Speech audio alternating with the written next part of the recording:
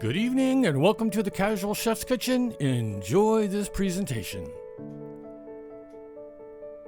On tonight's menu, Casual Chef Philly cheesesteak fries. Morning mise en place. Just after prep. Evening mise en place in order of appearance. Heating up some oil in a saute pan.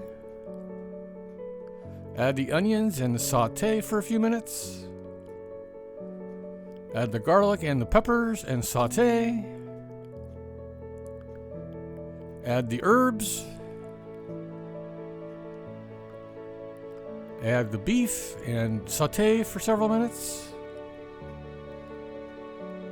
Here's the beef all ready to go. And here's the final presentation. Thank you for joining me here at the Casual Chef's Kitchen. Have fun cooking.